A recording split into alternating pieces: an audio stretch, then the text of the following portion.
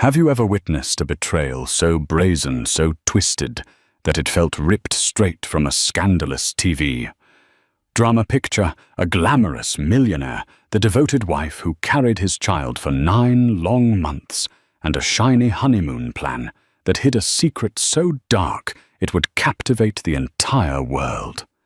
The lavish hotel corridors held more than just gossip. They housed evidence that would shatter reputations and turn a marriage into a battlefield. Prepare yourself for a story of love, seduction, and betrayal on a scale you never thought possible, a cautionary tale that proves money can buy many things, but never loyalty. Bianca Hall was not born with a silver spoon. She grew up in the small town of Norwich, Connecticut, in a modest family with middle-class values. Her parents, Diana and Martin Hall, ran a local bakery that barely managed to stay afloat. From an early age, Bianca understood the virtues of hard work and perseverance. While she and her younger sister Cynthia spent their weekends kneading dough and packing pastries, Bianca nurtured bigger dreams of traveling the world and savoring the finest luxuries life had to offer.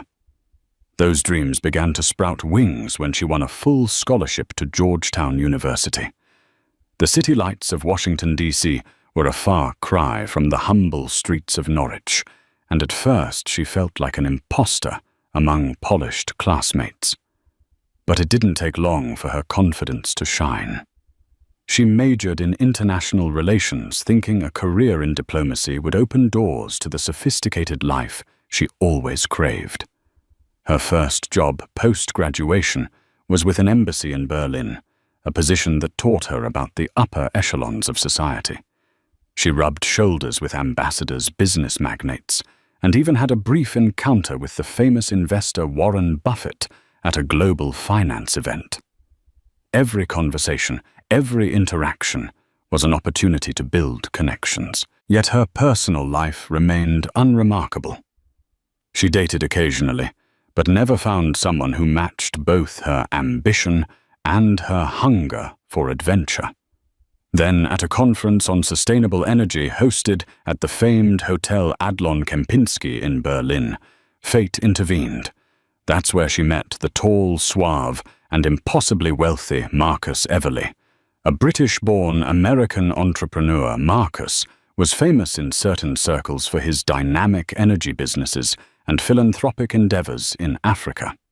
The rumor was that he had turned down an invitation to speak at the World Economic Forum, to attend this smaller event, purely for business reasons, but no one really knew the truth. During a welcome cocktail hour, Bianca found herself seated next to Marcus by chance. He was magnetic and charming, weaving stories of his entrepreneurial ventures with ease. Marcus had this subtle confidence that wasn't brash but commanded attention. He admitted he had come to Berlin to scout alternative energy solutions and maybe meet some interesting people along the way. By the end of the evening, he was thoroughly impressed by Bianca's intelligence and wit. A whirlwind romance ensued. The two discovered a shared love for classical music, exotic cuisines, and philanthropic projects. They explored Berlin's hidden gems together, from rooftop bars overlooking the Spree River to understated art galleries in Prenzlauer Berg. Through it all, Marcus was the perfect gentleman, showering Bianca with thoughtful gifts, from rare books on European diplomacy to an heirloom brooch once owned by his great-grandmother. It felt like the seeds of her dream were blossoming. Bianca saw a future filled with excitement, possibilities, and yes, that elusive luxury she always yearned for. If this man was a window into the life she aspired to, she was ready to fling it wide open.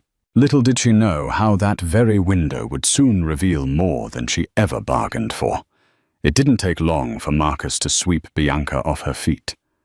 1 week after their first meeting, he invited her to a private dinner at the iconic Reichstag building, pulling strings to secure an exclusive table overlooking the Berlin skyline. Over a bottle of vintage Dom Perignon. They spoke about their dreams, hers of bridging cultural gaps with diplomacy, his of revolutionizing the renewable energy sector. After that night, their relationship soared at breakneck speed. Marcus split his time between London, Washington, D.C., and occasionally Dubai for business, yet he made it a point to meet Bianca in Berlin every weekend. He'd charter a small private jet, one of the perks of being a millionaire with powerful connections, and whisk her away to neighboring European cities on quick romantic getaways. They sipped cappuccinos at quaint Parisian cafes, soaked in the thermal baths of Budapest, and cruised along the shimmering canals of Venice. Bianca's life was beginning to resemble a fairy tale. Of course, the media took notice. Marcus Everly's name commanded headlines whenever he was spotted with a potential love interest. Tabloid reporters speculated on who this young, sophisticated woman was. Some claimed she was a supermodel he discovered at a Berlin fashion show. Others declared her a brilliant political mind destined to become a future ambassador. Bianca brushed off these rumors. She wasn't into the spotlight, nor did she care for the paparazzi. She was too busy falling head over heels in love. Their bond deepened with every shared adventure. Marcus introduced her to his trusted circle of friends. One of them was Robert Caldwell, a close business partner who owned a line of luxury resorts across Europe. It was Robert who arranged for them to visit his private villa in Tuscany, a trip that would later play a crucial role in shaping Bianca's perception of Marcus's lifestyle. At that villa, Bianca saw another side of wealth, the extravagance, the unwritten rules of high society, and the hush-hush deals conducted behind closed doors.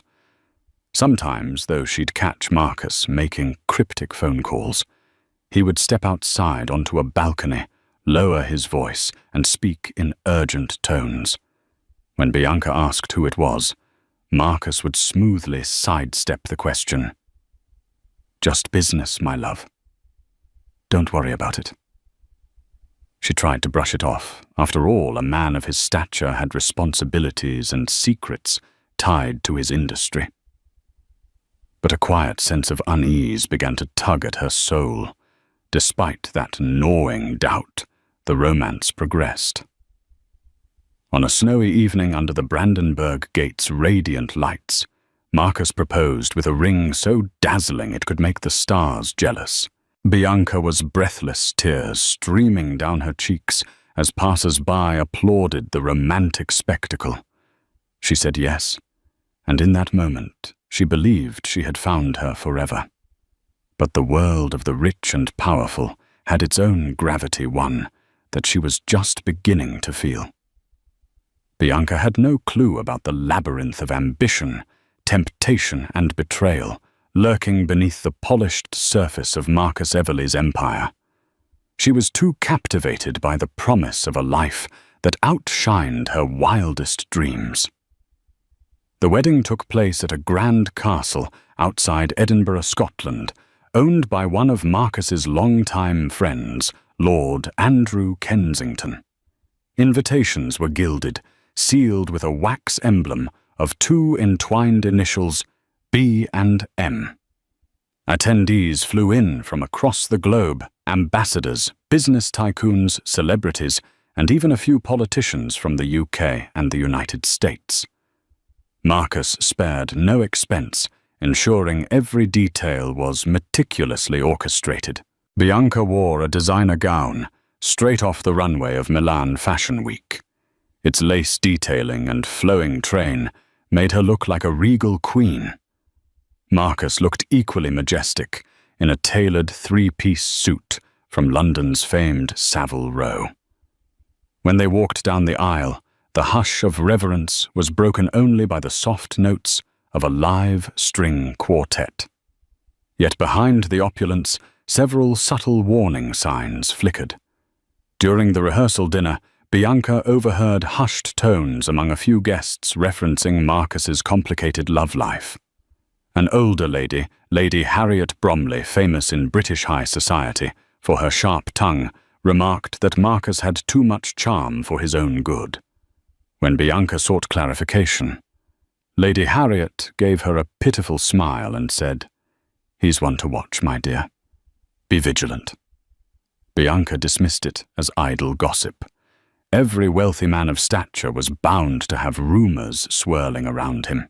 She was determined not to let speculation tarnish the most important day of her life. Still, doubt flickered in her heart when she noticed a woman with striking red hair flitting around the ceremony, a woman Bianca didn't recognize. She seemed to follow Marcus with her eyes, and once Bianca even caught them sharing an intense glance. When Bianca asked her maid of honor, Carla Addison, about the mysterious redhead, Carla just shrugged and said, "Maybe one of Marcus's business associates." Despite these niggling worries, the wedding day itself was immaculate. Vows were exchanged under an archway of red roses. Tears were shed, and the union was sealed with a passionate kiss. The reception was a decadent affair, featuring a gourmet Scottish-Italian fusion menu, endless champagne, and musical performances that stretched late into the night. Marcus's best man, Robert Caldwell, gave a lively speech describing his friend as a fearless entrepreneur and a man who knows what he wants. Bianca flushed with happiness, and perhaps a bit of champagne believed every word. Little did she know the woman with the red hair was no ordinary guest. Her name was Jessica Wilkins, a prominent interior designer from London, and someone with a history far more intertwined with Marcus than anyone let on. Looking at them, one might think Jessica was simply an acquaintance, but the glances they shared spoke volumes about what truly simmered beneath the surface. Soon after the wedding, Marcus whisked Bianca away on a one-week tour of the Scottish Highlands before they returned to their new home, an opulent penthouse in London's Knightsbridge district. Bianca assumed this was just a brief respite. The real honeymoon, according to Marcus, would happen months later when time permitted. She was unaware that Marcus had an entirely different reason for postponing their official honeymoon, a reason that would prove devastating beyond her wildest imagination. Life in London felt like an ongoing fairy tale, at least at the outset. Marcus had purchased a penthouse perched atop a luxury high-rise, offering a sweeping view of Hyde Park. The interiors were a testament to wealth: marble floors, hand-carved fixtures, and modern art pieces worth small fortunes. He also hired a personal chef and a staff of housekeepers to ensure Bianca never had to lift a finger. For a while, Bianca relished the change. She traded her embassy job in Berlin for a role as a freelance consultant on cultural diplomacy, working mostly from home. Her days were filled with philanthropic events and charity auctions, where she accompanied Marcus, dazzling the room with her intelligence and refined manners. The couple was featured in society pages often hailed as a power duo with philanthropic hearts. Whenever they stepped out in public, they radiated that newlywed glow. 2 months after the wedding, Bianca began to experience unusual bouts of nausea and fatigue.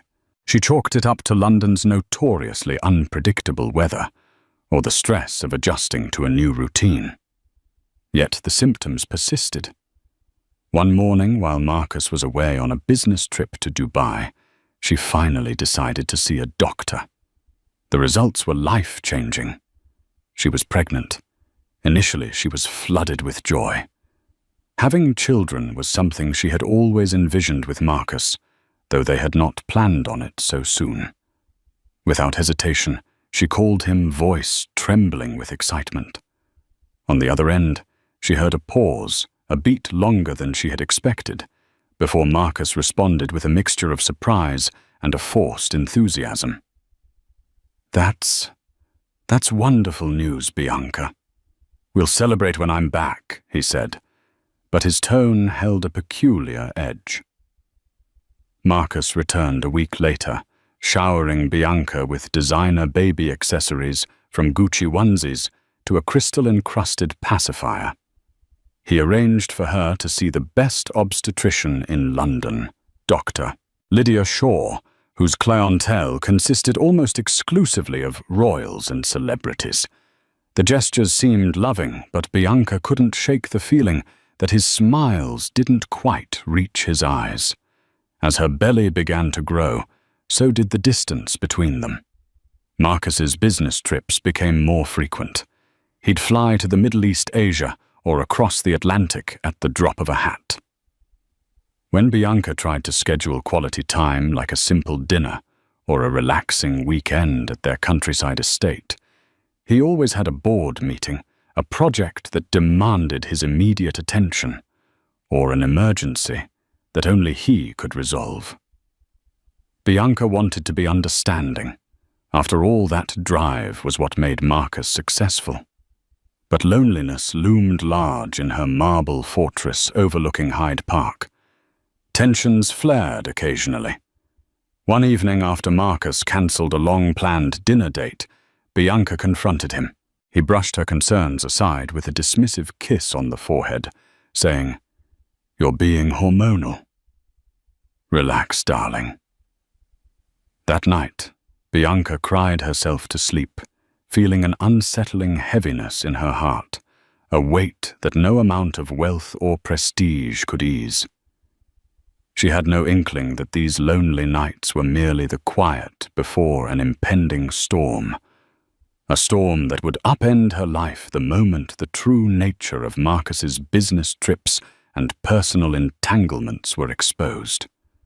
As her pregnancy advanced, Bianca found solace in small joys. She spent mornings painting in her sunlit studio, a hobby she had picked up in college, and afternoons browsing for baby essentials or strolling along the boutiques in Knightsbridge. Yet she sensed something was amiss in Marcus's world.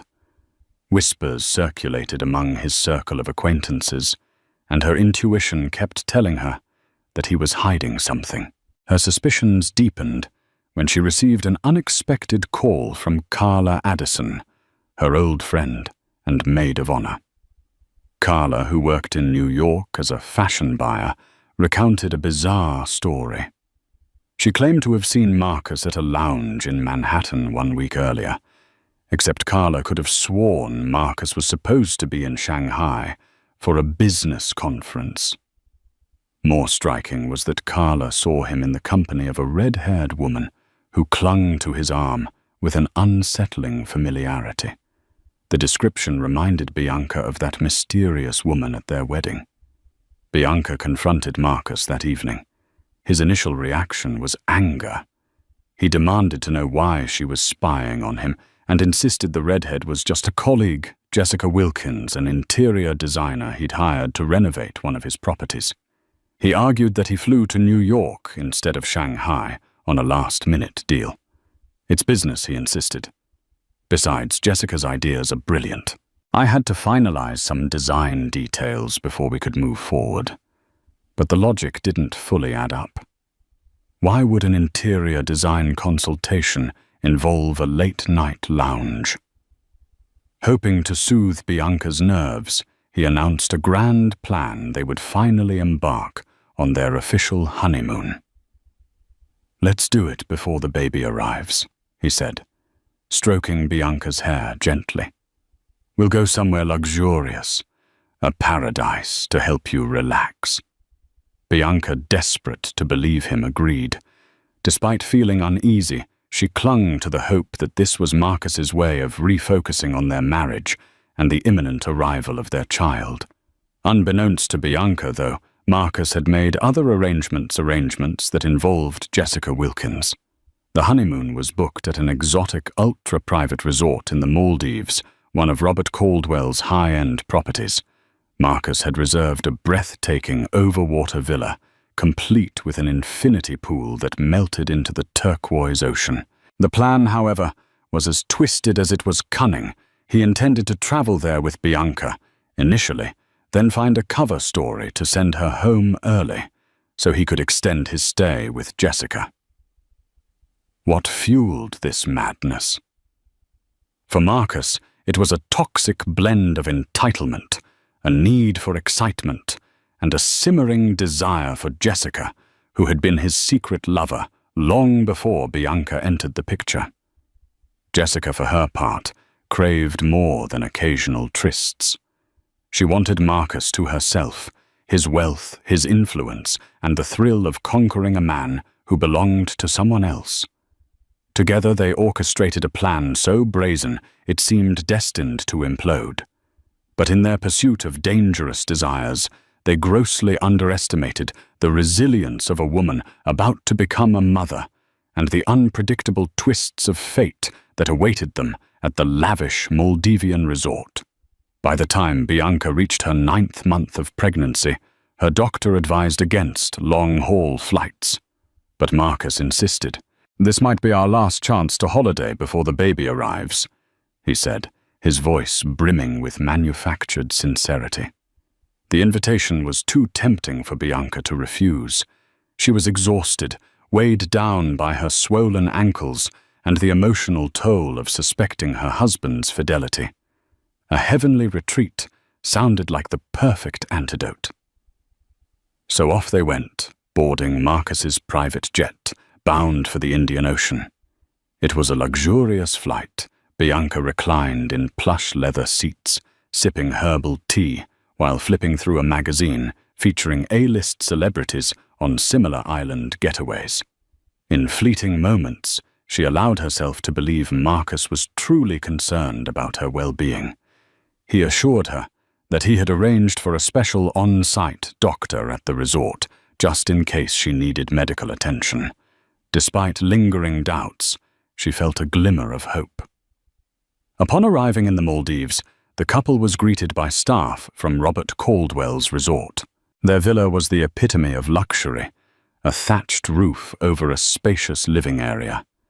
Glass floors offering a view of vibrant coral reefs below, and a private deck that led straight into the crystalline lagoon.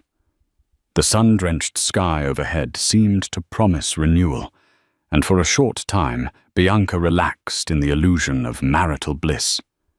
But Marcus had an agenda. On the second day, he feigned a business emergency.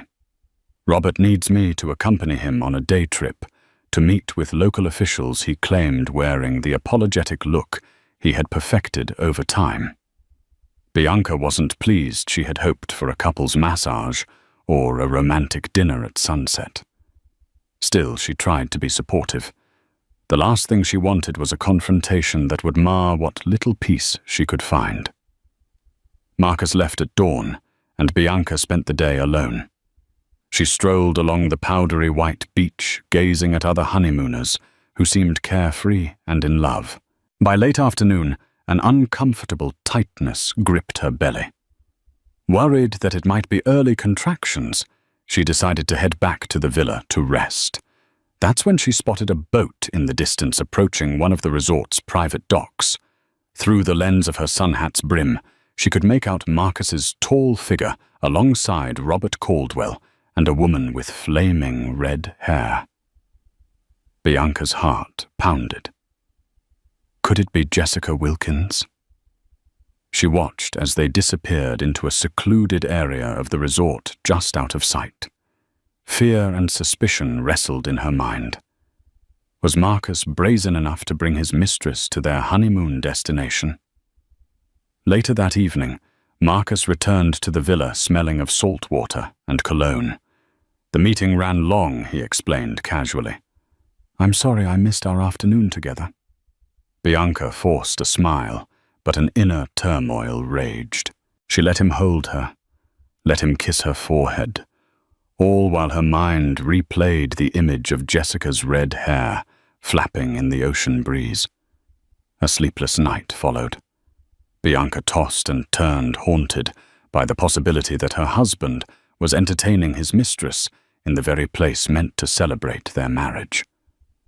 As dawn broke, she decided she would confront Marcus, though she had no solid proof yet. But fate has a way of delivering proof in the most unexpected manner. That day, one of the hotel staff, a young Maldivian woman named Arisa, approached Bianca with an air of urgency. She nervously explained that she had recognized Bianca from society magazines and knew she was Marcus Everly's wife. Arisa confessed she had stumbled upon security footage while performing her housekeeping duties. In one clip from the previous night, Marcus and a red-haired woman were seen entering a private suite near the spa. Bianca's trembling hands pressed against her pregnant belly as Arisa recounted the details. The footage showed them kissing passionately, Marcus's hand placed intimately on Jessica's waist. They appeared to be returning from a moonlit rendezvous. Arisa, empathizing with Bianca's visibly advanced pregnancy, couldn't stay silent. Bianca felt her world shatter in that moment. The scorching Maldives sun felt cold against her skin, and every breath came labored as if her lungs were drowning. Fear, betrayal, heartbreak all collided at once. She gripped Arisa's arm, tears pooling in her eyes. "Where can I see that footage?" she whispered, steeling herself for a devastating truth she already knew. Bianca barely slept the night after spotting Marcus with the red-haired woman near the private docks. Her instincts screamed what her heart refused to accept. Her husband, the man who had begged her to come on this final romantic escape before their baby arrived, had brought his mistress here, to their honeymoon destination, to the Maldives. Morning sun bled through the gauzy curtains of their villa, casting golden light over her troubled face. Her body ached not just from the weight of her pregnancy, but from the heaviness in her chest. Every movement felt slower, strained. She clutched her belly and whispered to her unborn son, "I'm sorry, baby. Mummy's trying." Then came the knock. It was Arisa, the young Maldivian woman, who had tidied their suite the day before. She looked nervous, glancing over her shoulder before slipping inside and closing the door behind her. Bianca's brows furrowed as she set aside her tea. "Mrs. Everly." Arisa began softly, her voice shaking. "I recognized you from the magazines. I know who you are, and I think you deserve to know something." Bianca straightened in her seat, her breath caught. Arisa clutched a folded piece of paper, handwritten directions. "Please don't tell anyone I told you. But I saw something. I work part-time with the security staff and sometimes help monitor the private bungalow area. Last night, I saw Mr. Everly with a red-haired woman entering one of the restricted spa villas. I couldn't stay quiet after that." Bianca's heart pounded. "Are you absolutely sure it was him?" "Yes. And there's footage. I saw it myself." Minutes later, Arisa guided Bianca through a back corridor of the resort, hidden from guests. They slipped into a narrow security room tucked behind the front reception. It smelled faintly of sea salt and disinfectant. On a sleek black monitor, Arisa clicked open a video file. The grainy footage flickered to life. Bianca leaned in. There he was. Marcus, dressed in linen pants and a short-sleeved shirt, confidently walking down the lantern-lit path beside the spa bungalows. And there, right beside him, was Jessica Wilkins, her unmistakable red hair catching the moonlight like fire. They were holding hands. Then, in a moment that shattered any remaining doubt, Marcus leaned in and kissed her slow and possessive. Bianca's stomach turned. Her body felt like it was shutting down. Arisa, watching her closely, whispered, "There's more." Another clip. Hours later, Marcus and Jessica emerging from the bungalow laughing. Jessica clung to his arm like she had claimed it. They didn't even try to be discreet. Bianca pressed a trembling hand to her swollen belly. Her skin went cold. Tears welled in her eyes but didn't fall. She refused to let them not hear, not now. "I need copies of this," she said hoarsely. Arisa nodded. "I'll transfer them to your room, TV. Discreetly. You'll be able to confront him if that's what you want." Back at the villa, Bianca paced, replaying the footage in her mind. Her limbs ached, and her heart pounded so hard it felt like it might burst. The betrayal was no longer a suspicion. It was fact captured on camera, time-stamped, undeniable. When Marcus finally strolled in just after sunset, his shirt open at the collar and his hair still damp from a late swim, Bianca felt a surge of fury so intense it made her knees weak. She didn't speak. Instead, she grabbed the remote and turned on the TV. The screen flickered, then displayed the footage. Marcus froze. The confident grin on his face faded into disbelief. Then panic. "Bianca." "I don't," she said, voice cracking. "Don't insult me by lying again." He took a step forward. "It's not what it looks like." She let out a hollow laugh. "So the kissing. The bungalow. The hours you spent with her while I was here alone and 9 months pregnant. That's not what it looks like. It was a mistake." She showed up unexpectedly. She was upset. I didn't know how to turn her away without making a scene. Bianca turned to face him, eyes burning with a fury that had built for months. "You brought your mistress to our honeymoon, while your child is literally growing inside of me. How dare you?" Marcus opened his mouth to speak, but a sharp, stabbing pain suddenly ripped through Bianca's abdomen. She doubled over, clutching her belly. "Bianca!" He rushed toward her. She waved him off. "Don't touch me." Another wave of pain shot through her stronger than before. Her legs buckled, and she fell to her knees. Marcus, now terrified, reached for his phone. "I'm calling the doctor. Just stay with me, Bianca, please." But Bianca was focused on only one thing, the little life inside her, now responding to her stress and heartbreak. As Marcus frantically made the call, she whispered through gritted teeth, "You'll never come near him again. I swear it." The morning after Bianca confronted Marcus with the damning hotel footage, the ripples of betrayal began to churn into tidal waves. What started as a private heartbreak soon evolved into an explosive public scandal. A junior employee at the Maldivian resort had leaked anonymous tips to a gossip blog, which was quickly picked up by international tabloids. Within 48 hours, headlines blazed across digital screens from London to New York. Millionaire mogul takes mistress on honeymoon.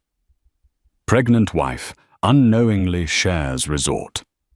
Honeymoon horror. Expecting wife walks in on husband's secret affair. Caught on camera.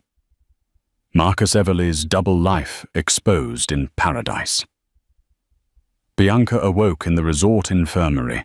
She had passed out from the stress and contractions, narrowly avoiding early labor, thanks to quick medical intervention. Her doctor insisted she remain under observation for at least 24 hours. The stress was deemed a dangerous trigger, and she needed immediate rest. But rest was impossible when the world seemed to be watching her every move. Back in London, chaos erupted. Outside their Knightsbridge penthouse, paparazzi camped in droves. Shouting reporters crowded the gates, hoping to catch a shot of the betrayed wife or the disgraced mogul. Even security struggled to manage the frenzy. Social media exploded with public opinion. Celebrities, influencers, and everyday people chimed in with their outrage and sympathy.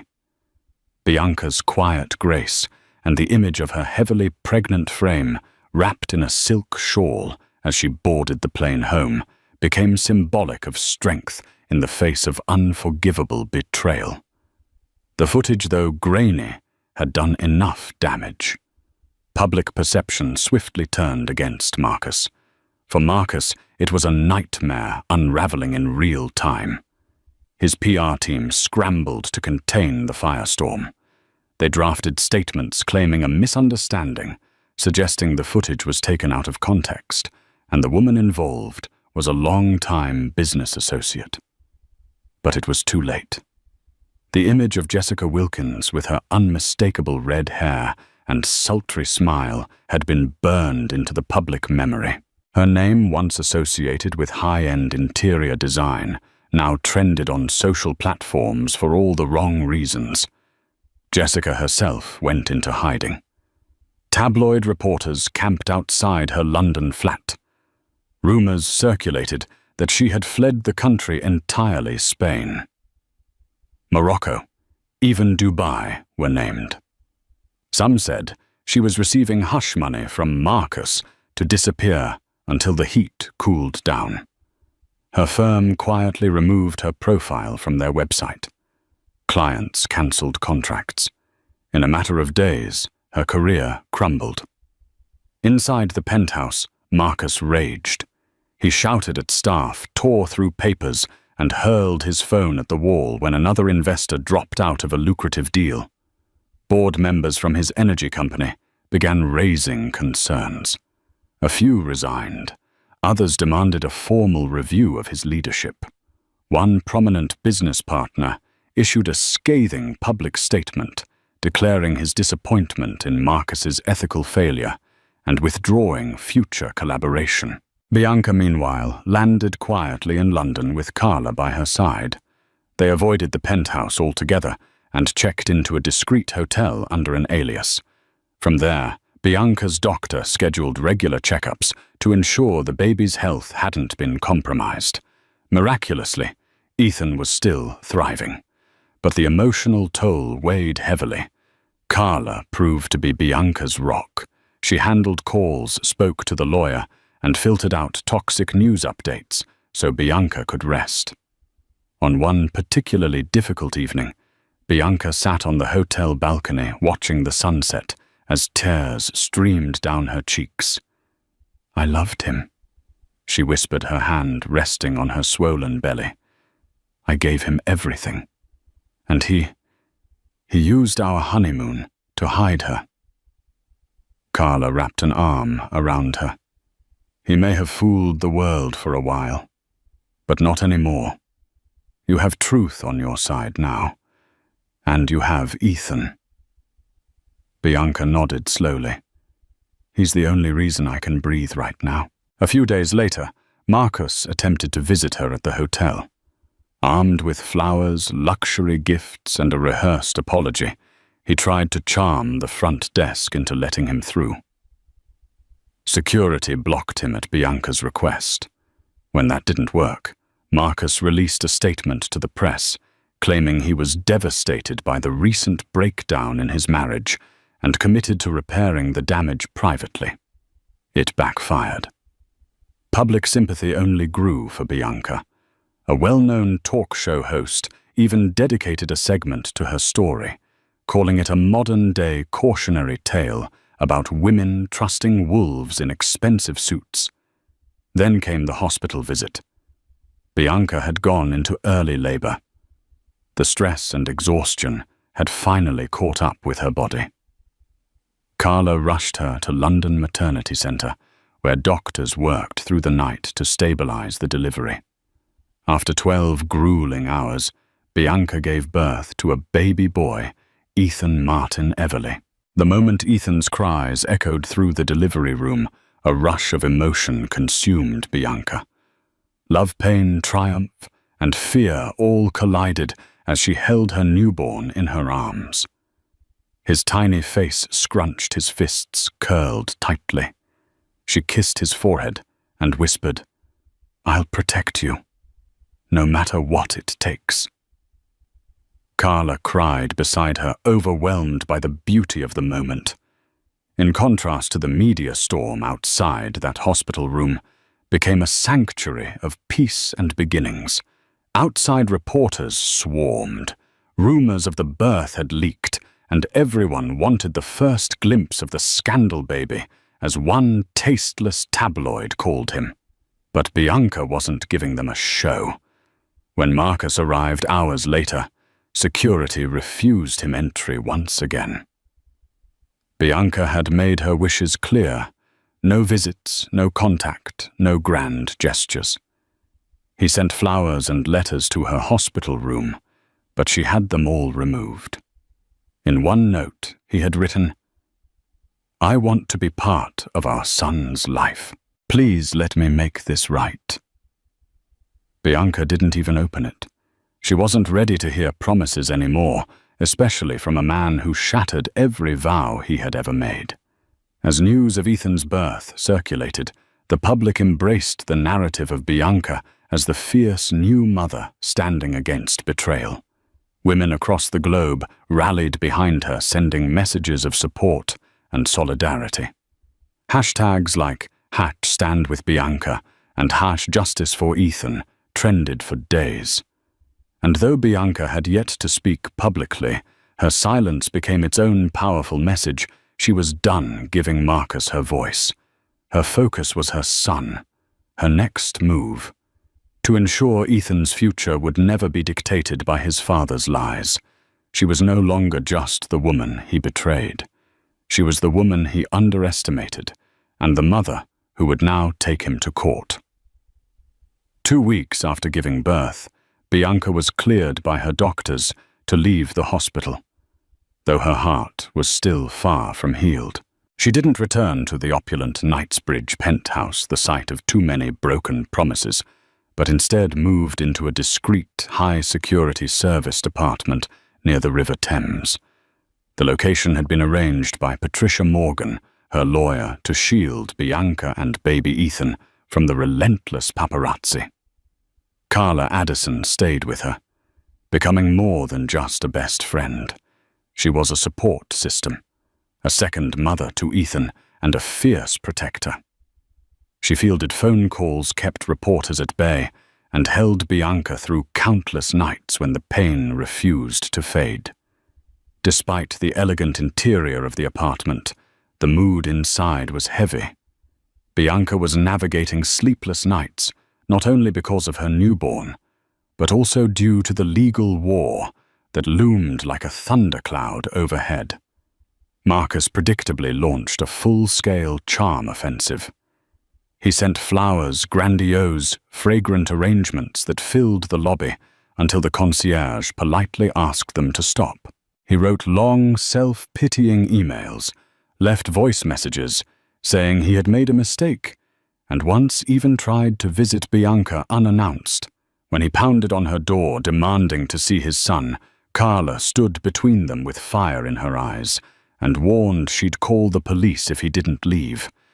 "You've lost the right to shout on her doorstep," Carla hissed. "Get a lawyer." And he did. Marcus retained an elite legal team from a firm notorious for handling the divorces of celebrities and politicians.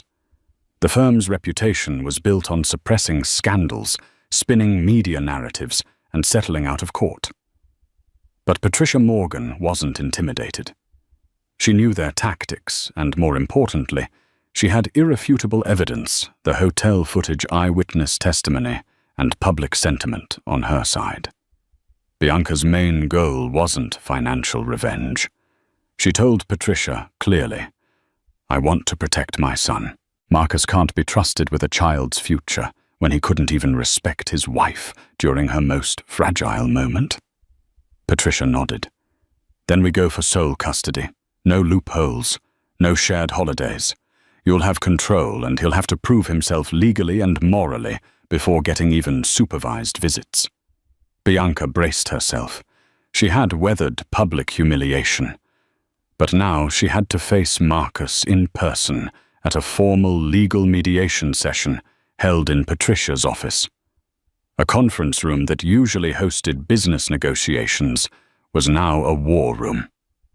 Bianca sat at one end of a long mahogany table, Ethan sleeping in a sling across her chest. Her hair was neatly pinned back, and she wore a navy blue dress, simple, elegant, and resolute. Marcus arrived 10 minutes late, flanked by 3 lawyers in bespoke suits. He looked worn down, his once proud posture now slightly hunched, his eyes bloodshot. When he saw Ethan for the first time, he faltered. His voice cracked as he said, "He's beautiful. He looks like you." Bianca said nothing. She didn't need to.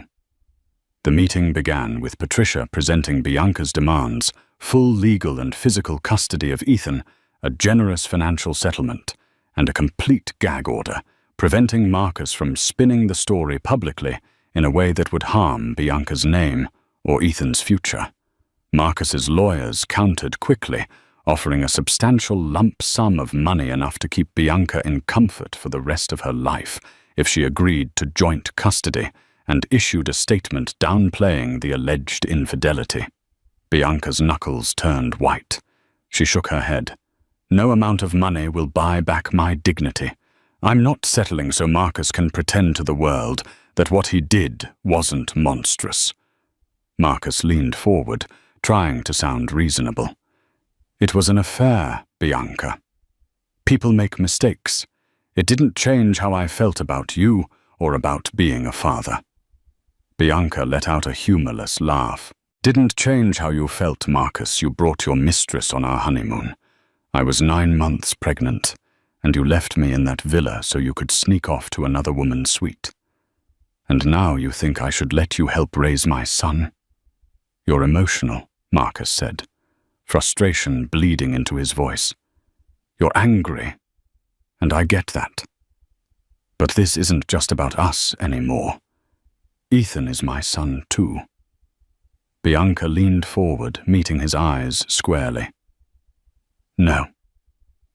You lost the right to say that when you chose deception over decency. If you cared about Ethan, you would have chosen honesty. You would have protected his mother, not humiliated her." The air in the room tightened. Even Marcus's own legal team seemed to shift uncomfortably in their seats. Patricia pounced on the moment. "If your client wishes to avoid further public disgrace," she said coolly, "I suggest he reconsider his position. We're prepared to go to court with additional footage. Depositions, witnesses. This will not end well for him." Marcus turned red. "Is that a threat?" "It's a fact," Patricia replied. "And facts don't bend for billionaires." After 3 hours of impasse, no agreement was reached. But it was clear who held the stronger hand. Marcus's empire was cracking under media pressure and investor scrutiny. Every day the case dragged on, Bianca's reputation soared, and his plummeted. Back in the apartment, Bianca collapsed into the couch as Carla brewed her tea. She looked down at Ethan's tiny face, his fingers curled around hers. "He's why I can't give up," she whispered. "He deserves a father who doesn't treat people like chess pieces." Carla nodded. "And he has a mother who's willing to fight to the end." Bianca didn't know how long the legal battle would stretch, or what tricks Marcus might still try. But she did know one thing for certain. She would not be bullied, bribed, or broken. She may have been shattered in the Maldives, but here in London, she was reforging herself. Not as Marcus Everly's wife, not as a tabloid headline, but as Ethan's protector, as a woman who had walked through betrayal fire and public disgrace and come out stronger. Justice wasn't just about court rulings. It was about drawing lines, holding ground, and never again letting someone decide your worth. And Bianca Hall had drawn her line in unshakable stone. As the scandal surrounding Marcus Everly's betrayal spiraled into an international tabloid frenzy, Bianca Hall found herself at the center of a media storm she never asked for, but would come to master. The public had caught wind of every sordid detail: the footage from the Maldives, the mistress on the honeymoon, and the pregnant wife blindsided in paradise. While some skeptics whispered cruel suspicions of gold-digging and fame-chasing, the overwhelming tide of public sympathy leaned heavily in Bianca's favor. Her poise, her pregnancy, and her refusal to retaliate publicly painted her not as a victim, but as a woman of immense strength. Behind the flashing cameras and paparazzi flashbulbs, however, the real war was waging in courtrooms and legal chambers. Bianca's lawyer, the seasoned and tenacious Patricia Morgan, mounted a case that would leave Marcus's legal team scrambling. With decades of experience navigating high-profile divorces, Patricia moved with clinical precision, turning the betrayal into a timeline of calculated deceit. One of the turning points came when a former staffer from the Maldivian resort submitted a sworn affidavit.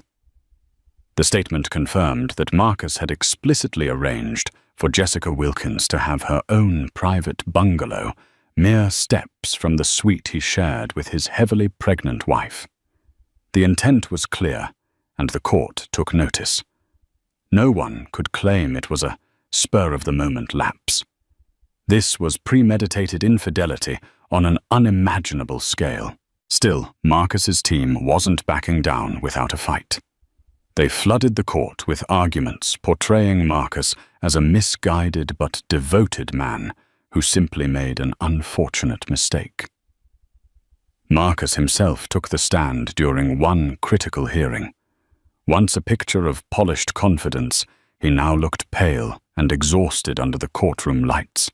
His voice cracked as he addressed the judge, admitting to the affair, but insisting it had nothing to do with his role as a father. "I was under immense pressure," Marcus claimed. "I acted out of confusion and stress, not because I don't care about Bianca or my child. I love my son. I want to be a father to him." From her seat across the courtroom, Bianca listened in silent fury. Every word Marcus spoke felt like an erasure of her agony, of the nights she cried herself to sleep, of the moment she watched that security footage while gripping her unborn child. Her composure never cracked, but her eyes told the truth: she would never forgive what he had done. Patricia's cross-examination was swift and merciless. She reminded the court of the extensive planning Marcus had put into the honeymoon, the trail of receipts, the video timestamps, and the secrecy that made it all possible.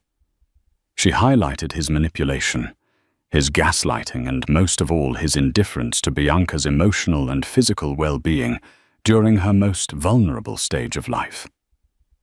Jessica Wilkins, meanwhile, became a ghost. She vanished from the UK social scene entirely with whispers, suggesting she had been paid handsomely to lie low, possibly in Spain or Morocco. Her refusal to testify further weakened Marcus's credibility. Every day, she remained absent, reinforced the image of Marcus as a man who not only betrayed his wife, but dragged others into a web of moral rot. In private meetings, Marcus's attorneys proposed a jaw-dropping financial settlement. Bianca was offered a sum that could buy entire apartment buildings in London, but Patricia already knew her response. "It's not about the money," Bianca said firmly. "I don't want Ethan growing up thinking loyalty has a price tag." She demanded full legal and physical custody of Ethan. Marcus could have supervised visits, but she refused to let him become a part-time father when he couldn't even respect his full-time vows. The money would never erase the footage burned into her memory, the look on Marcus's face as he kissed Jessica under the same stars meant for their honeymoon. As the court proceedings dragged on, Bianca faced the grueling reality of raising a newborn amid turmoil. The public watched her every move. but behind closed doors, she was still healing. Postpartum recovery. Sleepless nights and the emotional trauma of betrayal left her drained. Carla remained her rock-juggling baby feedings and PR statements like a seasoned bodyguard and best friend rolled into one. Then came the final hearing. The courtroom was packed. Journalists lingered outside, ready to blast breaking headlines the moment the ruling dropped. Marcus looked deflated in his bespoke suit, his arrogance reduced to nervous glances and fidgeting fingers. Bianca, by contrast, looked radiant. Tired, yes, but resolute. She wore a simple black dress, her hair pulled back, and Ethan asleep in a baby carrier beside her. The judge's voice echoed across the chamber as she read her ruling based on overwhelming evidence of adultery, premeditated deceit, and emotional negligence. Full legal and physical custody of Ethan would be granted to Bianca Hall.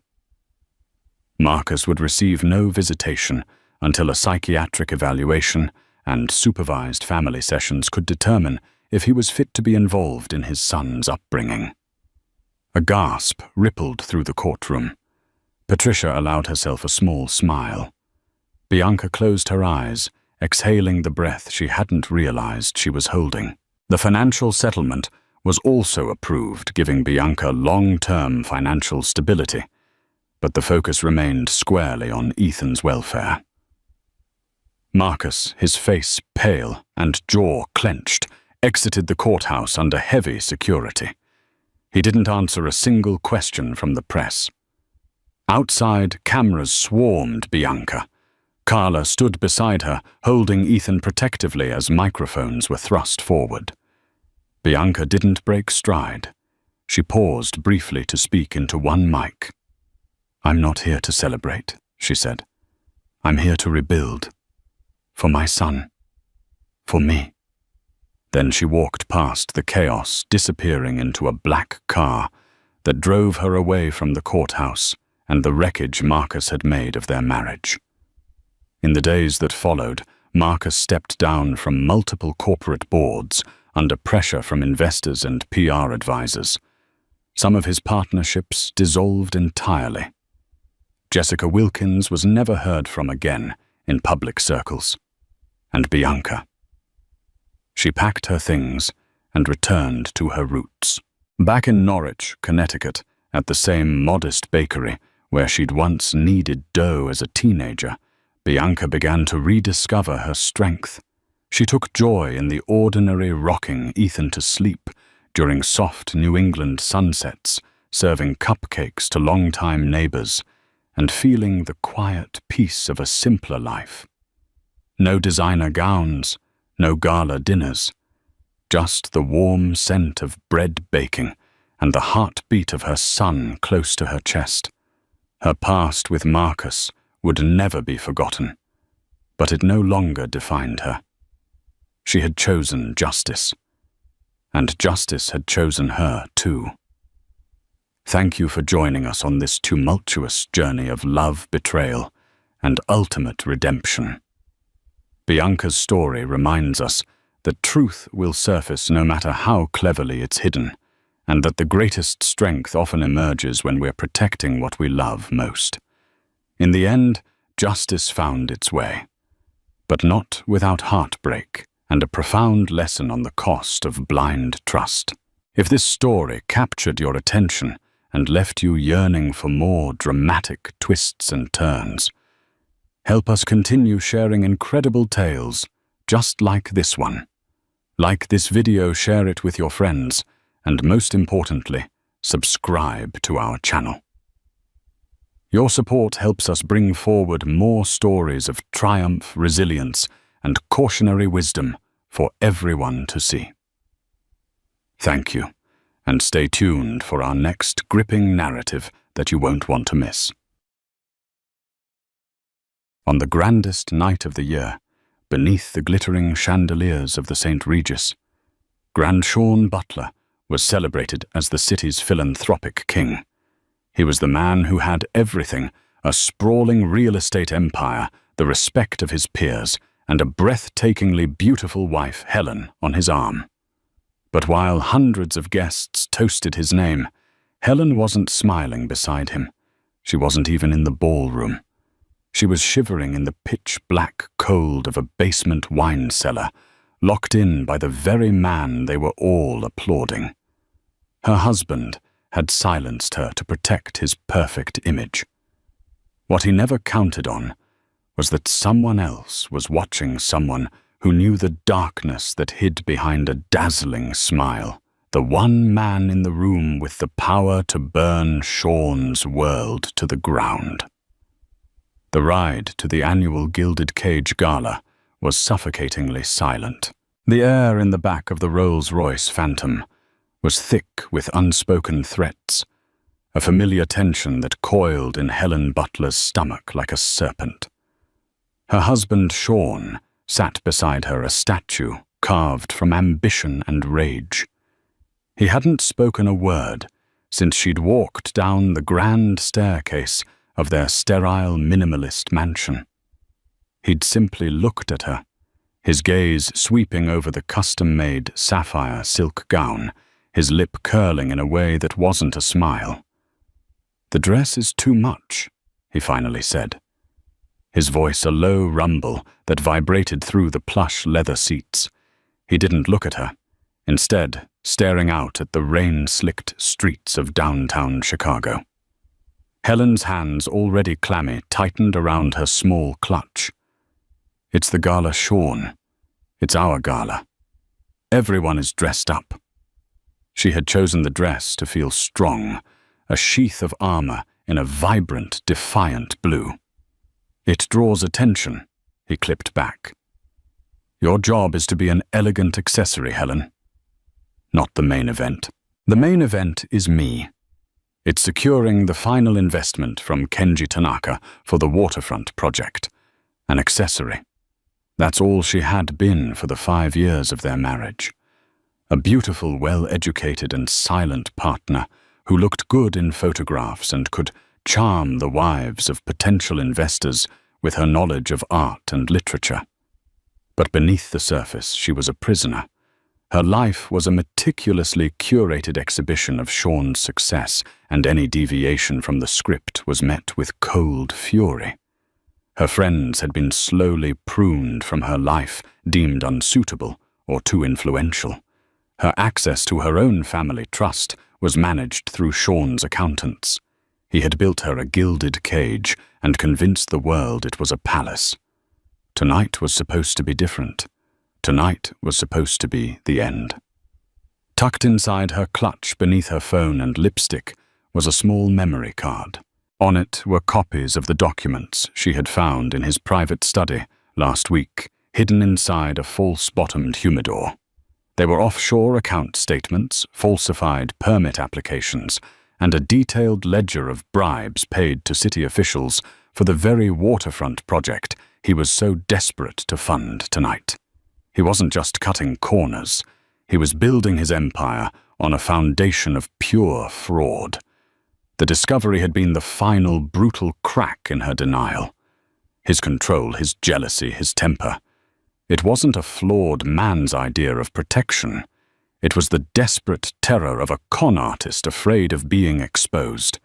She had already contacted a lawyer, a discreet woman named Patricia Chen, and had a plan. After the gala, she was going to her sister's place. On Monday, they would file. "Are you listening to me?" Sean's voice snapped her back to the present. His hand shot out and gripped her wrist, his fingers digging into the delicate bones. "When we arrive, you will smile. You will talk about the foundation, about the children's wing we are funding. You will not drink more than 1 glass of champagne. And you will stay by my side. Understood?" Helen looked at his hand on her wrist, at the gold signet ring, pressing a painful indentation into her skin. She felt a surge of something hot and unfamiliar, pure, unadulterated hatred. She met his cold, grey eyes in the dim light of the car. "Let go of me, Sean."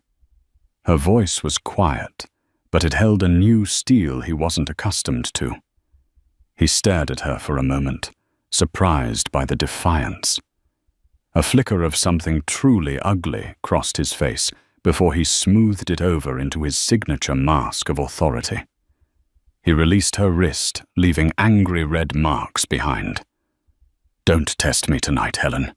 You have no idea what I'm capable of." Oh, but she did. She was just beginning to understand.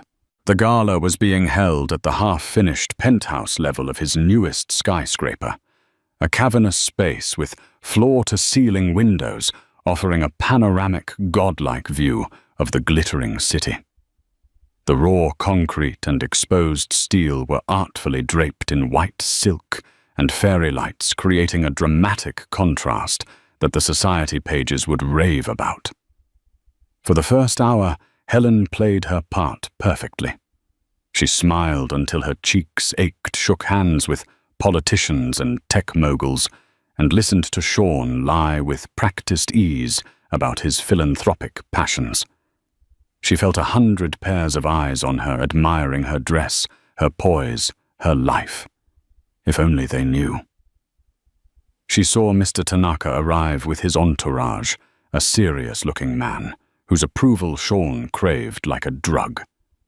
Sean immediately pasted on his most charming smile and steered Helen toward them. "Tanaka-san, so glad you could make it. You remember my wife, Helen?"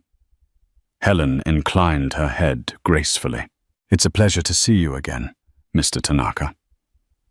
As Sean launched into his sycophantic pitch, Helen felt a wave of nausea. She couldn't do it. She couldn't stand here and be a part of this lie for one more second.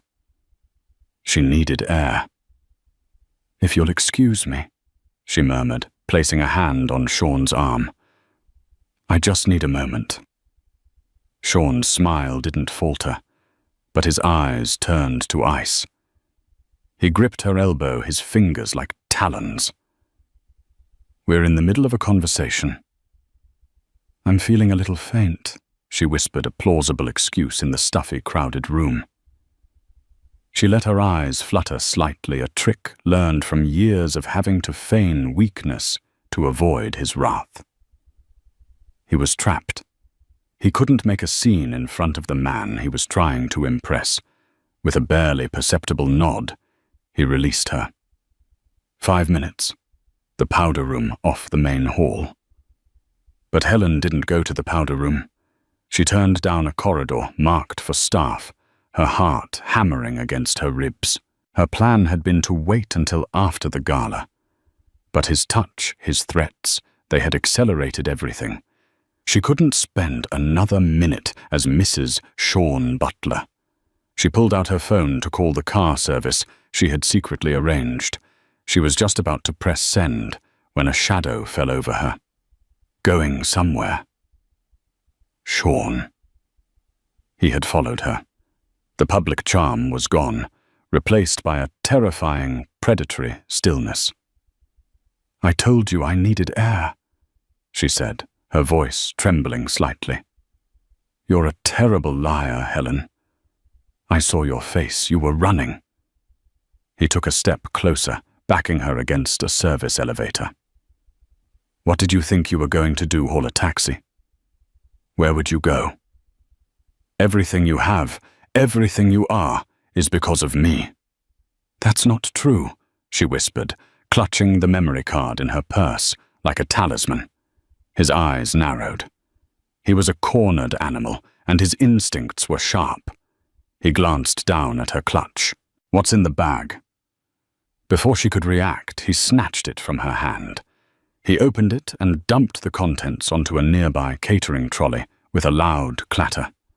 Her phone, her lipstick, a compact mirror, and the tiny black memory card. He picked it up, holding it between his thumb and forefinger, as if it were a dead insect. "What is this?" Helen's blood ran cold. "It's nothing. For my camera." He stared at her.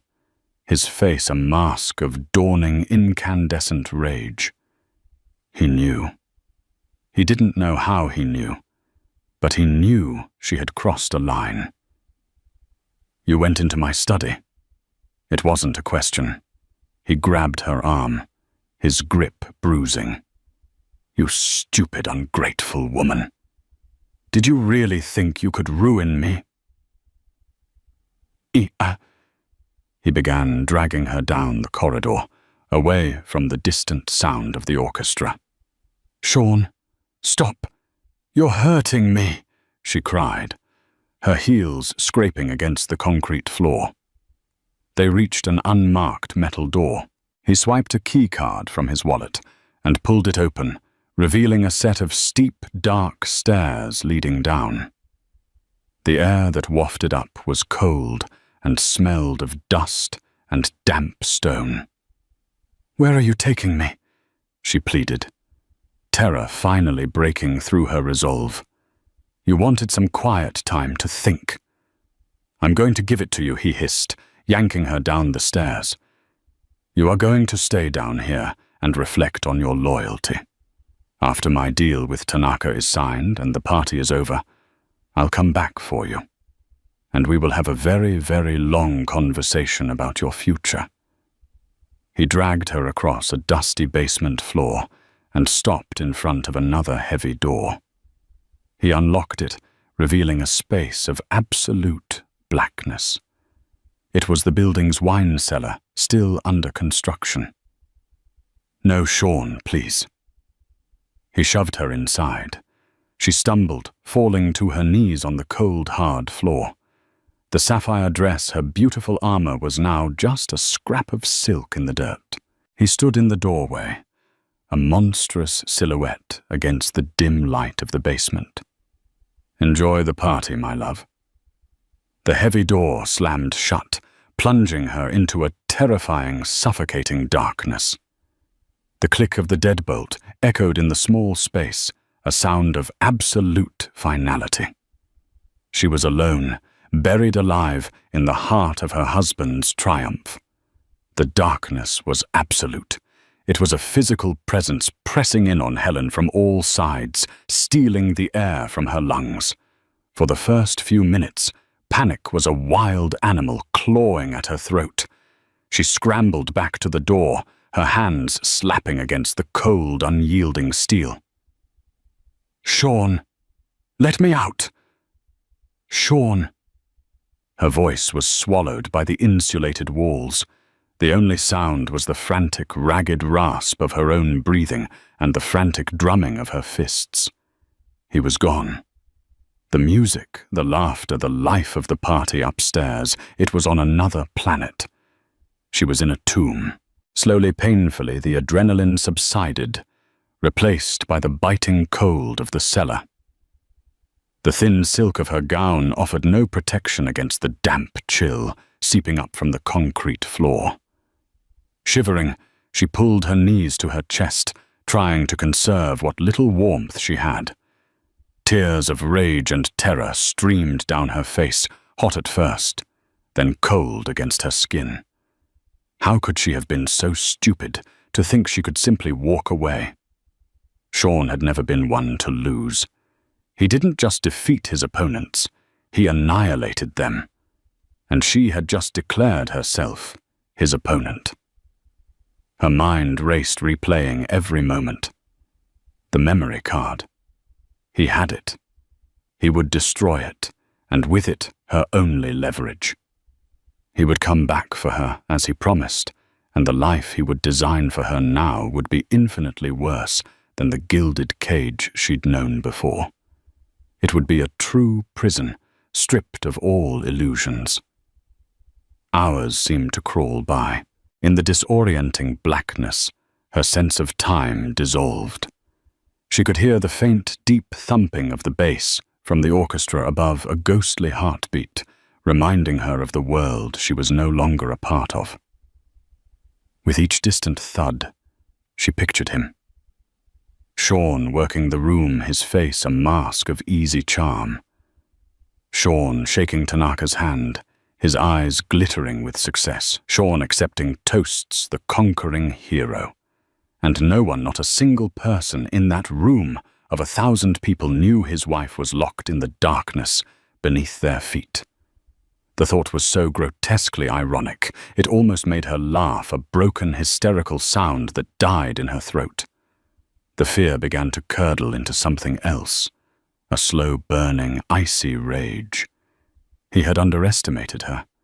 He saw her as a possession, a fragile doll to be put on a shelf or locked in a box. He had never not once seen the woman she was, or the woman she could become. Lying on the cold floor, stripped of everything, Helen made a vow. If she got out of this room, this wouldn't be the end. It would be the beginning. She wouldn't just leave him. She would dismantle him. She would take a sledgehammer to the fraudulent empire he was so proud of and watch it turn to dust.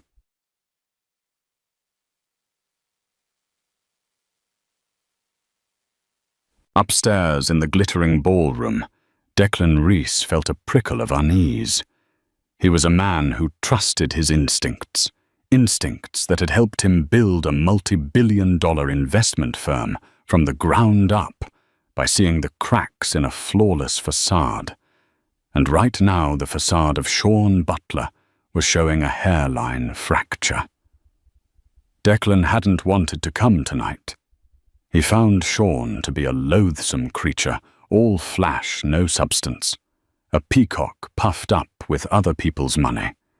But his firm was a minority stakeholder in the Tanaka Corporation, and Kenji Tanaka had personally requested his presence as a sign of goodwill before finalizing his own investment in Butler's project. Declan's interest, however, was not in Sean, but in his wife. He had met Helen Butler once before, a year ago, at a museum benefit. They had spoken for only 10 minutes, but it was enough. She wasn't like the other vapid social climbing wives that populated this world. She had a quiet intelligence, a genuine passion when she spoke of art, and a profound sadness in her eyes that a happy woman shouldn't possess. He'd also recognized her name. Her father, the late Professor Alistair Finch, had been a legendary art historian and a mentor to Declan in his university days. Alistair was a man of fierce integrity and intellect, and Declan couldn't fathom how his brilliant daughter had ended up married to a brute like Sean. Tonight, he'd watched her. He saw the tension in her shoulders, the way her smile never quite reached her eyes. He saw the brutal grip Sean had on her wrist when they were in the car, and the flash of defiance in her face. And then he saw her leave the ballroom, followed a moment later by a thunderous-looking Sean.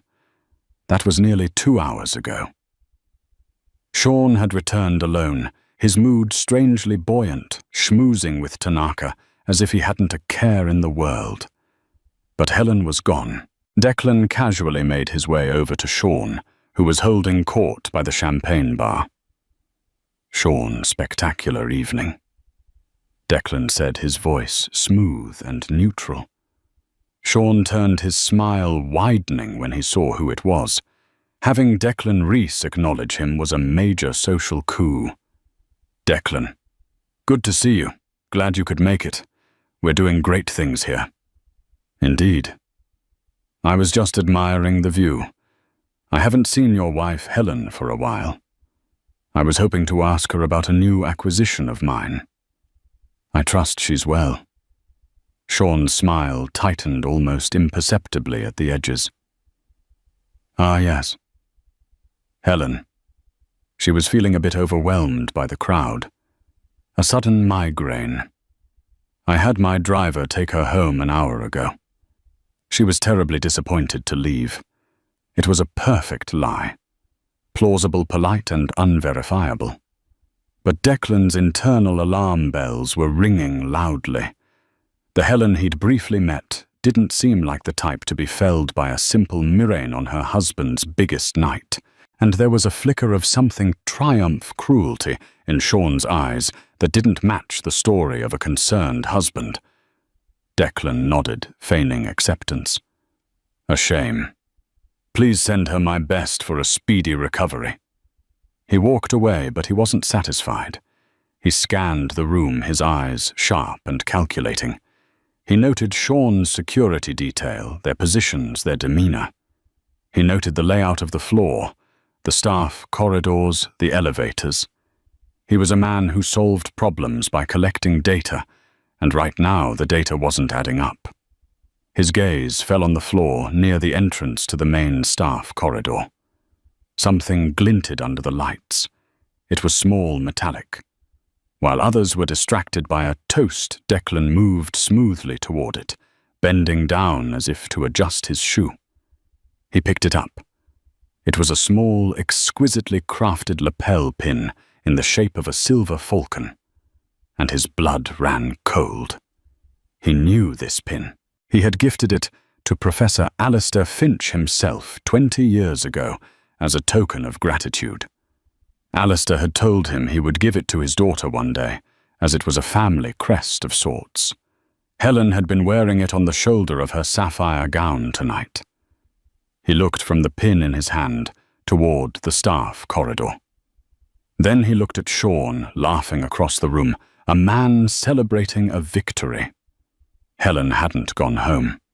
She was somewhere in this building, and the pin lying discarded on the floor like a breadcrumb told Declan that she hadn't left willingly.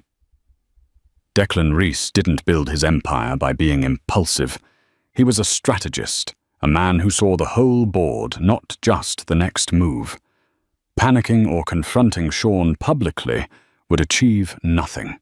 It would give Sean the moral high ground and paint Declan as a meddling rival. No, if Helen was in trouble, he needed leverage. He needed proof. He pocketed the silver falcon pin, its sharp edges pressing into his palm.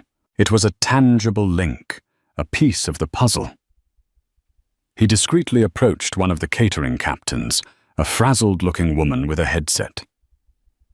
"Excuse me," he said, his voice calm and authoritative. "I seem to have misplaced my phone. I believe I may have left it downstairs when I came up through the service entrance. Would you mind letting me have a look?" He flashed a disarming smile. "I'm a bit lost without it." The woman, flustered at being addressed by a man of Declan's stature, fumbled with her own keycard. "Of course, Mr. Reese. The service elevator is just down this hall, but the basement is mostly storage and construction. I'm sure it's just sitting on a crate somewhere. I won't be a moment." She swiped her card, and the elevator doors slid open. "It's level B1, sir. Just let me know if you need anything." "Thank you."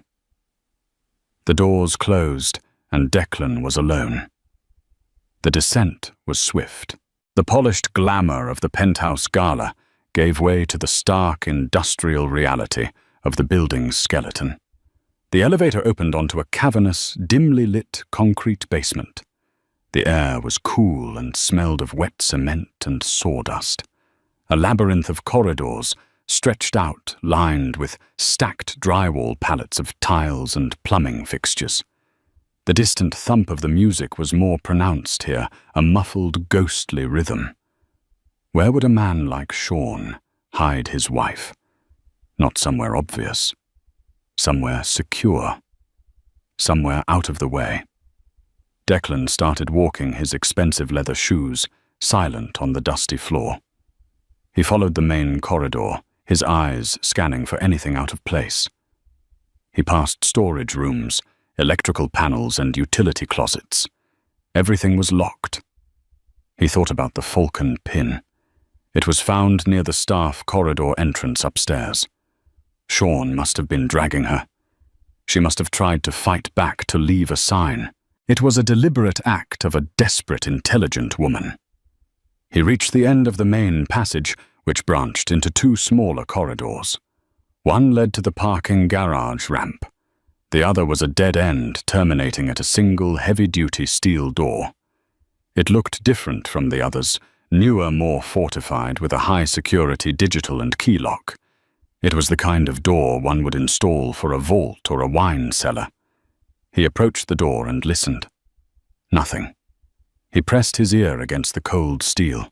For a moment, there was only silence. Then he heard a faint, rhythmic scratching sound.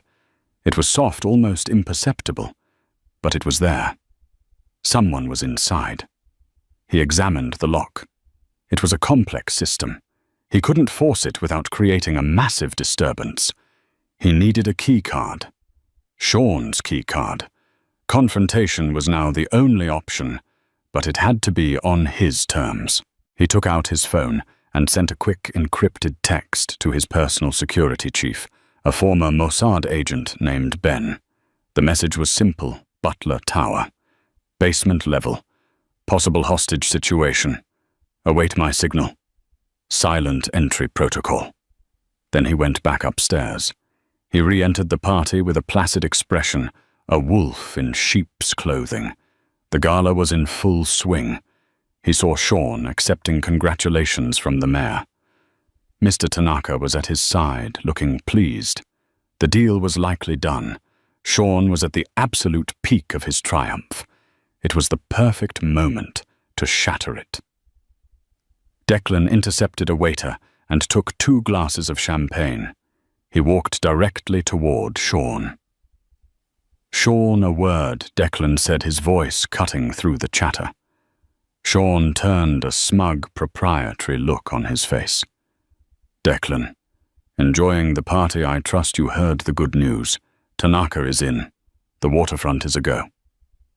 "Excellent news," Declan said, handing him a glass of champagne. "To your success." Sean preened, raising his glass. "To success." They both took a sip. As Sean lowered his glass, Declan leaned in closer, his voice dropping to a conspiratorial whisper that only Sean could hear. "I have a question for you, Sean. It's about your wine cellar." Sean's smile froze on his face. The color drained from it in an instant. It was a subtle shift, but to a predator like Declan, it was a massive tell. "I don't know what you're talking about." "Oh, I think you do." Declan continued, his voice still a silken whisper, though now laced with ice. "The one in the basement. The one with the very secure lock. I'm concerned about the acoustics. I was wondering if you could hear a woman screaming from inside it." Sean's glass trembled in his hand. "You're insane." "Am I?"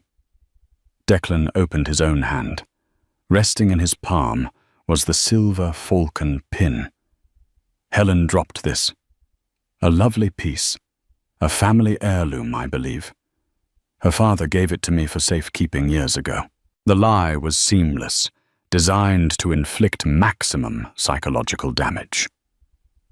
Sean stared at the pin, and in his eyes Declan saw it all: rage, panic, and the dawning horror of being caught. "I am going to walk over to Mr. Tanaka and the mayor right now," Declan said, his voice deadly calm. "And I am going to tell them that you have your wife locked in the basement. I'll let them decide what to do with that information. Or you can give me the key card to that door, and we can handle this quietly. Your choice. You have 10 seconds. Sean was trapped. A public accusation from Declan Reese would be catastrophic, deal or no deal. It would trigger an investigation, and his entire house of cards would come tumbling down. He stared at Declan with pure, undiluted hatred. But he was above all a pragmatist. Silently, his movements stiff and jerky, he reached into his jacket pocket and pulled out his wallet. He extracted a single black key card and pressed it into Declan's hand. "You've just made the biggest mistake of your life," Sean hissed, his voice trembling with fury. "No," Declan replied, closing his hand around the card. "You made it when you turned the lock." Declan turned and walked away without a backward glance. He sent another text to Ben's signal. B1, North Corridor. Stand by. He took the service elevator back down to the silent concrete tomb. This time, as he walked toward the steel door, he felt no hesitation. He swiped the card. The digital lock beeped and flashed green. He turned the heavy deadbolt. He pulled the door open. The scratching sound stopped. From the depths of the suffocating blackness, a figure slowly rose. Helen stood there, blinking against the sudden dim light from the hallway. Her sapphire gown was stained with dust. Her hair was a mess, and tear tracks marked her beautiful face. But her eyes were not the eyes of a victim. They were blazing with a cold, hard fire. She saw Declan, and a flicker of confusion crossed her face. "Mr. Reese," she whispered, her voice hoarse. "Helen," he said softly. "It's all right. I'm here. Let's get you out of here." He extended a hand. After a moment's hesitation, she took it. Her hand was freezing cold, but her grip was surprisingly strong. As she stepped out of the darkness and into the light, she did not look back. Declan didn't lead Helen back towards the gala. He led her in the opposite direction toward the parking garage ramp. As they emerged into the cavernous, empty garage, a black, unassuming sedan detached itself from the shadows and glided to a stop before them. The back door opened. Ben Declan's head of security was at the wheel, his face impassive. "Get in," Declan said gently. "You're safe now." Helen slid into the plush leather interior, a space of warmth and quiet after the freezing cellar. Declan followed, closing the door behind him. The car pulled away smoothly, ascending the ramp and merging into the late-night Chicago traffic. The Butler Tower, a monument to Sean's ego, shrank in the rearview mirror. For a long time, neither of them spoke. Helen simply stared out the window, watching the city lights blur past. She was wrapped in a cashmere blanket Ben had produced from the front seat, a cup of hot tea warming her icy hands. The shock was beginning to wear off, leaving behind a profound, bone-deep exhaustion and a trembling that she couldn't control. Declan gave her the space she needed. He didn't pepper her with questions or offer platitudes. He simply sat in the quiet presence of her survival, a silent guardian. Finally, in a small, raw voice, she spoke.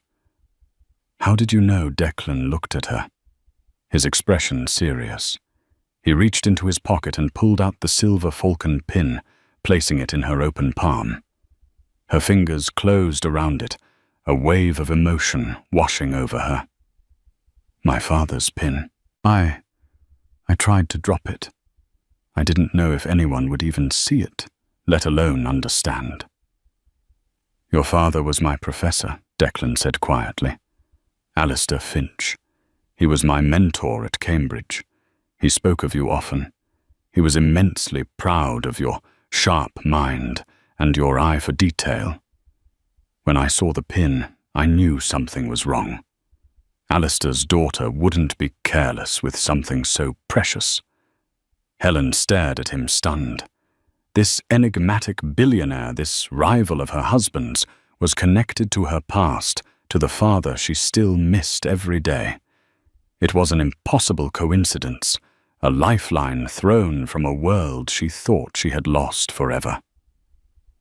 "He thought the world of you," Declan continued. "He would be incandescent with rage if he knew what that man did to you tonight." The mention of her father's protective anger broke something in her. A single tear escaped and traced a path through the grime on her cheek. "He would," she whispered. "Sean, he found out I was planning to leave him. I found evidence, Mr. Reese, evidence of everything. Bribery, fraud. The entire waterfront project is built on lies. He locked me in there to silence me." "Call me Declan," he said softly. "And I believe you. I've suspected for years that Butler's success was hollow. The numbers never added up.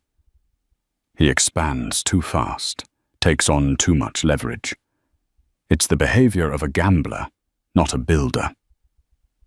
They drove to a discreet 5-star hotel where Declan kept a permanent residence. He didn't take her to a suite, but to a private wing secured by his own team. It was a latent, opulent sanctuary, a world away from the violence and fear of the past few hours. A female member of Declan's staff was waiting with a change of clothes, toiletries, and a gentle professional demeanor. An hour later, Helen emerged from a hot shower, dressed in a simple silk blouse and soft trousers. The grime was washed away, but the chill remained deep within her. She found Declan in a large, quiet study, a fire crackling in the hearth. He had a glass of whiskey in his hand and a look of deep contemplation on his face. "Sean will have my memory card by now," Helen said, her voice stronger. "He'll destroy it. It will be my word against his. And he is the king of Chicago." "Evidence can be recreated," Declan said, turning to face her. "He may destroy the card, but he can't destroy the electronic trail. The bank transfers the shell corporations, the falsified emails. It's all there if you know where to look. And I have people who are very, very good at looking." Helen walked further into the room. The vow she had made to herself in that dark cellar returned to her no longer a desperate fantasy, but a tangible possibility. "I don't just want to leave him, Declan," she said, her voice low and intense. "I don't want to just disappear and let him continue. He tried to bury me. I want to see his entire world turned to ash." Declan studied her. He saw the fire from the cellar was still there, burning brighter than ever. He saw the intelligence her father had spoken of, now sharpened into a weapon. He saw a woman who had been pushed past her breaking point and had come back stronger, harder. "Good," he said with a slow nod. "Because Sean Butler is a cancer. And the only way to deal with cancer is to cut it out completely." He took a sip of his whiskey. He made 2 mistakes tonight. The first was underestimating his wife. The second was making an enemy of me. A new dynamic was being forged in the firelight of that study. It was not the story of a damsel in distress and her white knight. It was the formation of a powerful, strategic alliance. Helen had the insider knowledge, the specific details of Sean's crimes. Declan had the resources, the power, and the ruthlessness to act on that knowledge. "He has a painting," Helen said, suddenly her mind already working, piecing things together. "A Degas. Dancer at the bar. He used it as collateral for a massive bridge loan to get the waterfront project started. He boasts about it constantly. It's his prized possession." Declan raised an eyebrow. "I know the painting. It was sold at Christie's 3 years ago for $80 million. Helen looked directly at him, her eyes clear and certain. "It's a fake. A forgery. It's the best I've ever seen, but it's a fake. My father taught me how to spot them. The canvas weave is wrong for the period. The cobalt blue pigment has trace elements that weren't available until the 1950s. I told Sean my suspicions a year ago. He told me I was being hysterical and to never mention it again." Declan stared at her, a slow smile spreading across his face. It was a predatory, dangerous smile. He finally understood. This was the key. Not the complicated web of bribes and shell companies which would take months to unravel in court. Bank fraud, using a forged masterpiece to secure a 9-figure loan. That was simple, brutal, And fast. Helen Declan said, his voice filled with a newfound respect. You are far more than your father's daughter. You are a weapon, and Sean has no idea you're aimed directly at his heart. The alliance was sealed. In that moment, Helen Butler ceased to be a victim. She became the architect of her husband's destruction. The next morning, the city was buzzing. The society columns were filled with effusive praise for the Gilded Cage Gala, calling Sean Butler a visionary and a titan of industry. There was a brief mention of his wife Helen having to leave early due to a sudden illness. Sean had controlled the narrative perfectly. To the outside world, everything was perfect. But in the secure, silent bubble of Declan's penthouse, a war room was being assembled. The first call was to Patricia Chen, Helen's lawyer. She arrived within the hour, a sharp, impeccably dressed woman in her late 40s with eyes that missed nothing. She listened to Helen's story without interruption, her expression shifting from professional concern to controlled fury. Imprisonment, assault, coercion. He's crossed so many lines he's not even on the map anymore, Patricia said, her pen flying across a legal pad. But he's insulated. We need something that cuts through the layers of corporate protection. Something undeniable. The painting, Helen said. The Degas. Declan, who had been listening from the sidelines, stepped forward. The loan collateralized by that painting is with Sterling Mutual Bank. Their CEO, Robert Lanning, is an old-school stickler for the rules. He's also a rival of mine. He would love nothing more than to see me fail, but he hates being made a fool of even more. The plan began to take shape, elegant in its simplicity and devastating in its potential impact. They wouldn't just expose the forgery. They would use it as a trigger to detonate Sean's entire financial structure. The team expanded. Declan brought in 2 of his most trusted specialists. The first was a forensic accountant named Miles, a quiet, unassuming man who could make spreadsheets sing and follow a money trail through the most complex offshore labyrinths. The second was an art expert, a former curator from the Louvre named Dr. Alistair Beck, a man with a legendary reputation and an almost supernatural ability to authenticate masterpieces. For security reasons, he would consult remotely from his home in Geneva. Helen became the linchpin of the entire operation. This was not Declan's revenge. He was merely providing the arsenal. The strategy, the targeting, that was all hers. She spent hours with Miles detailing every conversation she could remember about finances, every offhand comment Sean had made about his partners, his holding companies, his secret accounts.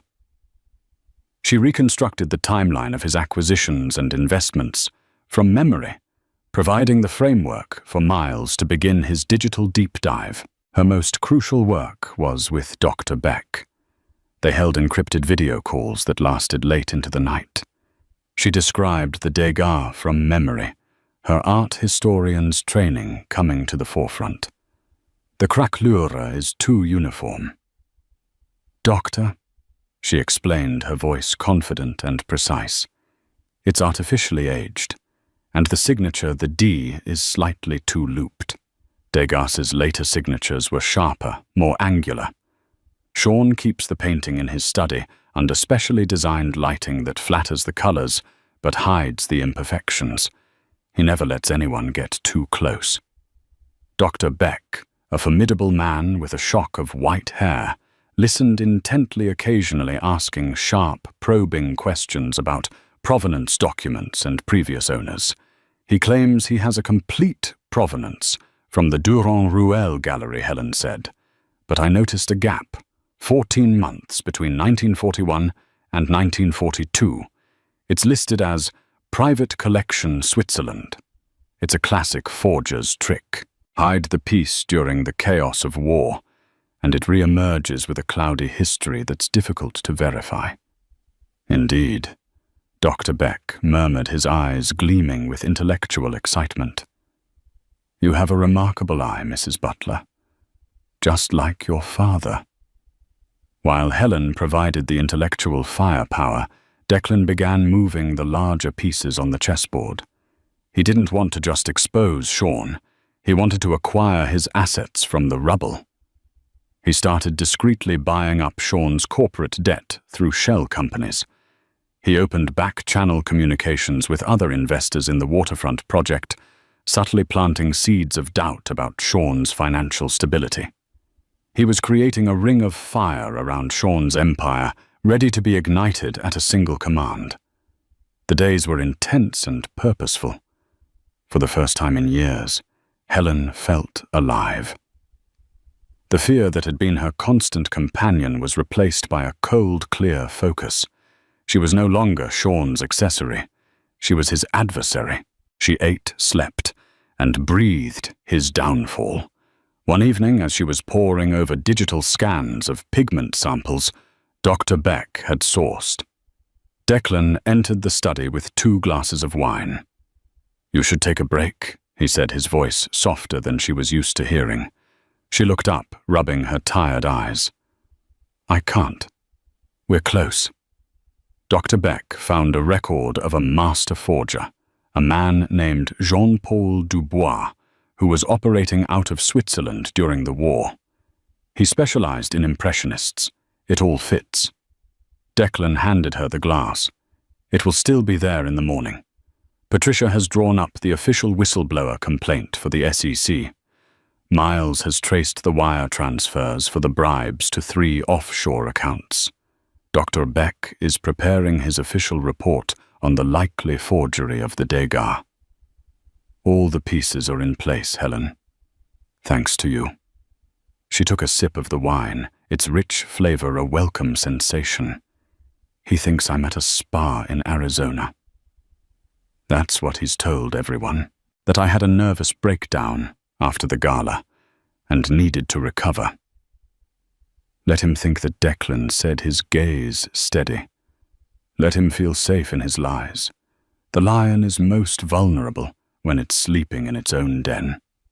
Helen looked around the study at the charts on the wall, the open laptops, the legal documents stacked neatly on the table. This was her new reality. A world of strategy and consequence, a world where her knowledge was her power. "Thank you, Declan," she said, her voice quiet but sincere. "You didn't have to do any of this." "Yes, I did," he replied simply. "Your father taught me that men like Sean Butler, men who build their thrones on deceit and cruelty, cannot be allowed to stand. It's not just about business. It's about balance." They stood in comfortable silence for a moment, the unspoken trauma of the gala hanging between them, but also the shared purpose of the coming storm.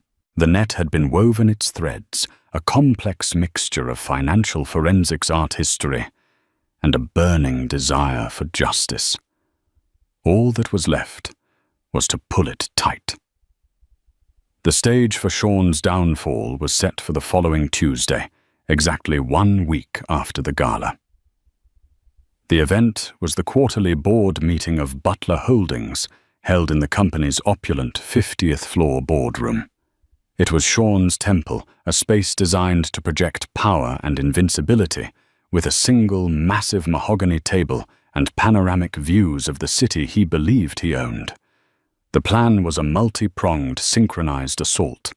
At 9:00 a.m., as Sean was preparing for his meeting, Patricia Chen would file her comprehensive report with the Securities and Exchange Commission, detailing the bribery and fraud, with Miles's forensic accounting as irrefutable proof. At 9:05 a.m., Dr.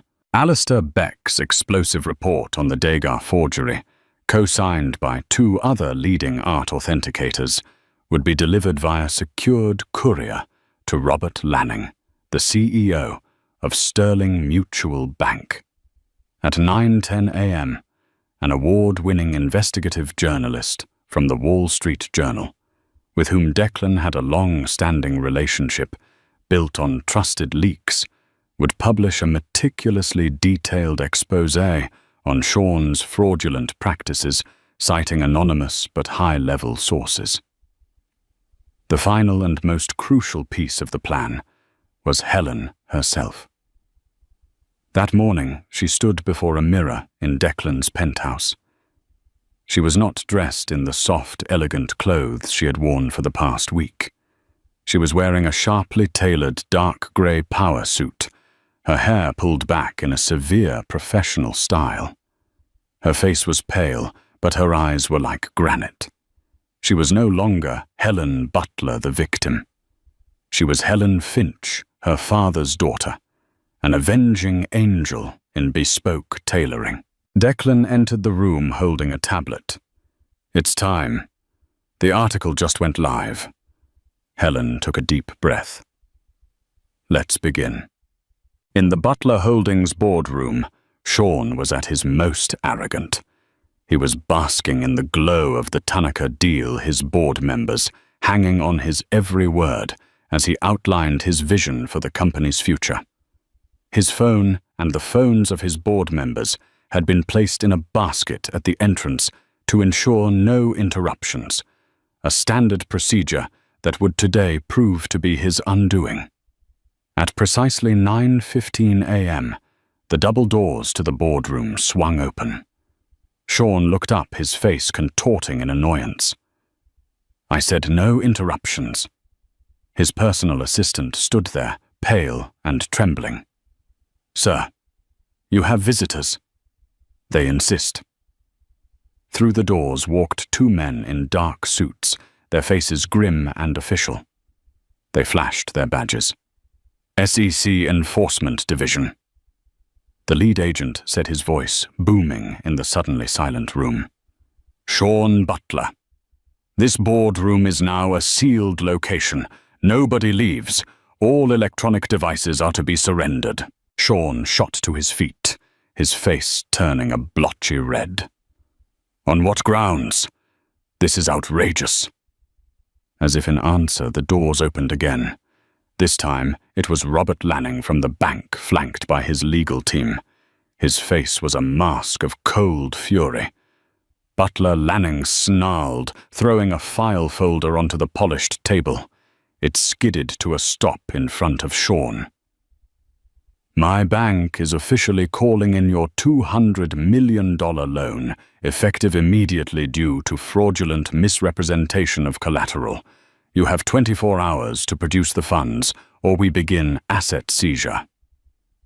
Sean was reeling, utterly blindsided. SEC. The bank. His mind couldn't process the speed of the attack. He looked around at his board members, who were staring at him with expressions of dawning horror. And then the final blow. The doors opened one last time. Helen walked in. She moved with a calm, deliberate grace, her heels clicking purposefully on the marble floor. She didn't look like a woman who had just returned from a spa retreat for a nervous breakdown. She looked like a general taking the field of battle. Declan Reese walked in behind her, not as a savior, but as a silent, powerful ally. His presence alone sending a shockwave through the room. Sean stared at her, his mouth agape. The color drained from his face, replaced by a ghastly, pasty white. He looked at her, then at Declan, and the full scope of the conspiracy, the sheer, terrifying brilliance of the trap, finally crashed down upon him. "You," he whispered, his voice, a choked, strangled sound. Helen stopped at the far end of the long table, directly opposite her husband. She was no longer in his shadow. She was his equal, his opposite.